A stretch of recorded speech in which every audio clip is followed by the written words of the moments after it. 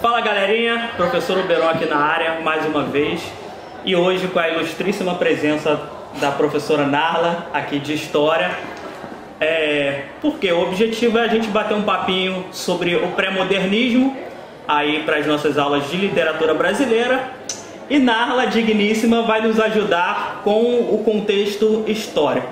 Então, Narla, fala um pouquinho pra gente, por favor, do que estava acontecendo no Brasil aí nessa época do pré-modernismo. O pré-modernismo, ele chega no Brasil num momento, ele surge no Brasil num momento bem singular, assim, da história do Brasil. A gente está no final do século XIX, início do século XX, e aí a gente vai ter politicamente uma situação bem interessante. Até o ano de 1889, a gente é império, Sim. E de repente a gente muda esse cenário aí. Não tem muita participação do povo, Alguns historiadores chegam a dizer assim que o pessoal dormiu na monarquia, acordou na república. Tanto é que o pessoal fala que o 15 de novembro é uma das datas menos celebradas aqui no Brasil, A gente vê o contraste com o 7 de setembro e o 15 de novembro fica meio apagado aí. Exato, porque o pessoal não estava nem compreendendo direito, Dorme num regime e acorda em outro. Mas é isso que vai acontecer, no ano de 89. E aí o que a gente vai ter? O que a gente vai ter a partir daí, de 1889, é uma nova configuração política no Brasil.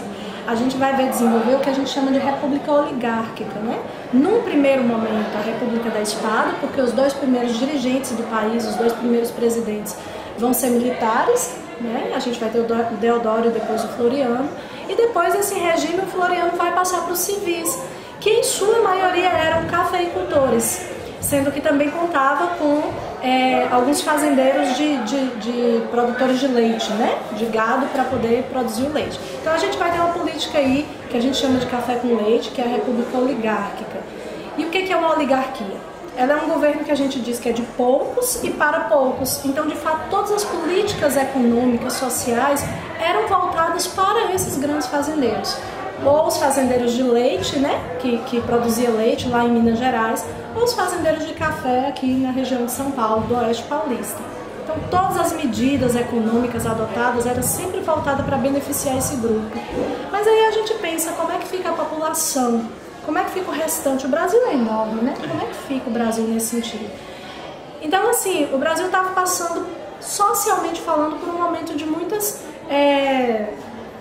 o pessoal estava se revoltando muito nesse momento. Ah, certo. Era um momento de tensão, um clima de tensão que a gente tinha no Brasil. Então, para a gente ter uma ideia de como isso estava acontecendo, no Rio de Janeiro, onde se encontrava a capital do Brasil, a gente vai ter um projeto de urbanização acontecendo. E por que esse projeto de urbanização acontece? Porque o Rio de Janeiro era sujo, era fedido, não estava bom, gente, não estava bom. Então era esgoto a céu aberto, as ruas tudo assim, mal iluminadas. E aí o que vai acontecer? O presidente, junto com o prefeito do Rio de Janeiro, Pereira Passos, pensa num projeto de urbanização para o Rio. O Rio tinha que ficar lá estilo a Europa. Só que para urbanizar, a primeira coisa que você tem que fazer é alargar as ruas. E como é que vai fazer esse alargamento de ruas? Derrubando os casarões antigos. Quem morava nesses casarões antigos? O pessoal pobre.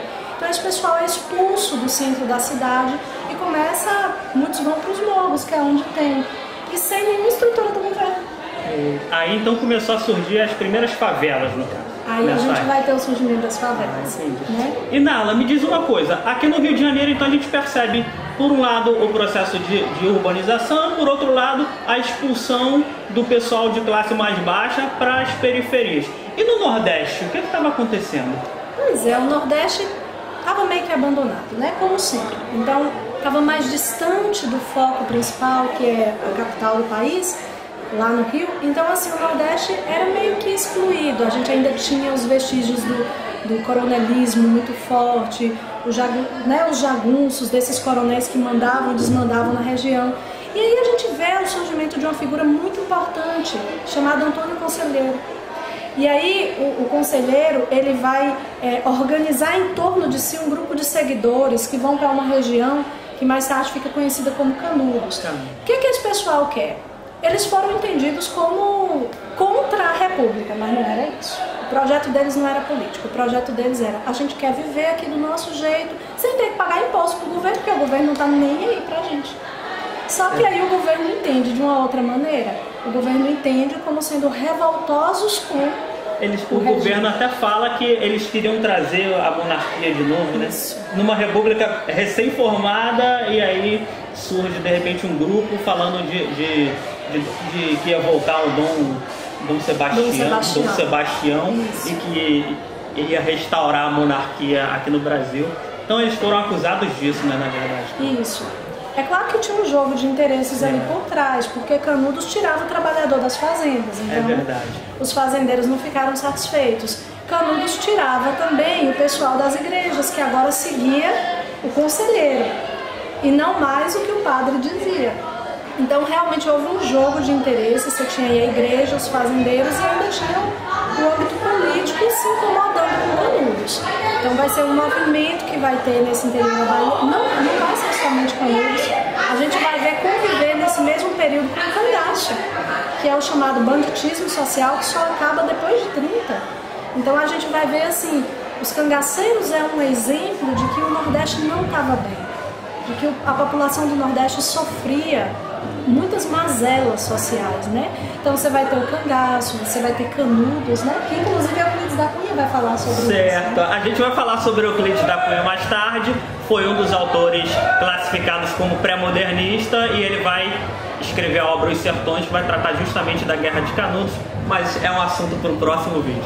A gente vai ter no Rio de Janeiro a revolta da vacina, porque esse pessoal que foi expulso para as favelas já não confiava no governo, né, formando as favelas nesse momento.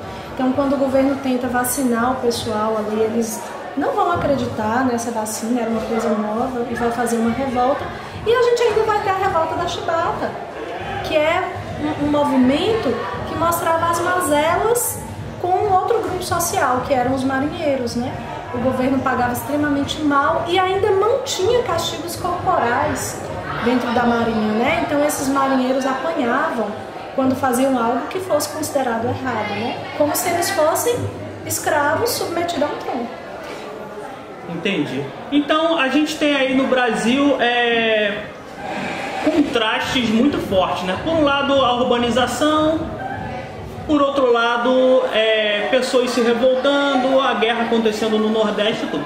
E isso aí acaba se refletindo um pouco na nossa literatura também.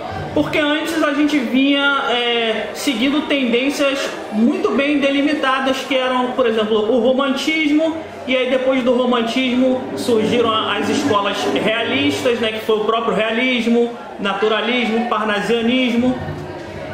Mas durante todo esse período, alguns autores também, percebendo todo esse estado de mudança, começaram a criar coisas que não se enquadravam em nenhuma dessas escolas literárias, tá? Então, por exemplo, a gente pega um Euclides da Cunha, que até citamos, e aí os estudiosos perceberam que a obra dele não se enquadrava no romantismo, também não era uma obra naturalista nem parnasiana. E aí eles pensaram, poxa, como é que a gente vai classificar esse cara, já que nesse período de tempo ele fez uma coisa bem diferente? Aí os estudiosos resolveram criar uma denominação como se fosse uma etiqueta, né? Um rótulo chamado de pré-modernismo, para enquadrar todos esses autores que durante esse período não se classificavam em nenhuma das escolas literárias. Era um período turbulento, um período de mudanças, autores também fazendo coisas na literatura bem diferentes, e aí pegaram e criaram o rótulo pré-modernismo para classificar esses autores. E isso vai mais ou menos até 1922, né? Porque aí surge na literatura uma outra tendência, que foi o que, Narla, 1922? 22 a gente vai ter, politicamente falando, né, uma série de greves nessa década de 20 explodindo. E a gente vai ter um movimento dentro da literatura que também marca muito o período histórico, que é a Semana de Arte Moderna. Semana de Arte Moderna, é isso aí. Então, a Semana de Arte Moderna ela é considerada aqui no Brasil como o marco inicial do modernismo. A gente pode dizer que oficialmente o modernismo começou no Brasil na Semana de Arte Moderna de 1922. E aí já não se falava mais em pré-modernismo, tá? Mas durante todo o início do século XIX,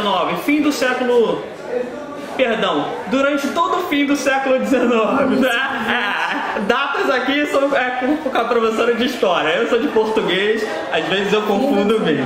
Isso. Então, fim do século XIX e início do século XX, ainda tinha o fim do romantismo, aí estava já saindo de moda, tinham as escolas realistas ainda existindo, mas tinham esses autores que criavam uma literatura diferente, não se enquadravam em nenhuma dessas outras escolas e foram classificados como pré-modernismo. Então, galerinha, pré-modernismo, na verdade, é um termo que a gente usa para classificar esses autores que não se enquadravam em nenhuma escola literária da época, beleza? Pré-modernismo não é uma escola literária, não tem tendências próprias, tá? É só uma forma de classificação que estava lá vigorando até 1922, quando começa o modernismo. Porque a partir daí, esses autores que surgiram depois já foram considerados modernos, tá? Então, pessoal, é isso, pré-modernismo. Fiquem ligados aí, a gente vai fazer um próximo vídeo depois falando sobre os autores pré-modernistas, os principais autores, mas hoje foi só aí com a ajuda da professora Narla, o contexto histórico e a definição do que é o pré-modernismo. Então, galera, não se esqueça de curtir aí, se inscreva no canal também. Eu tava conversando antes aqui com a professora Narla, ela falou que vai dar um ponto para quem se inscrever aqui no canal. Então, é isso. Narla, muitíssimo obrigado pela sua ajuda aqui, pela presença. É isso, pessoal. Até a próxima. Valeu.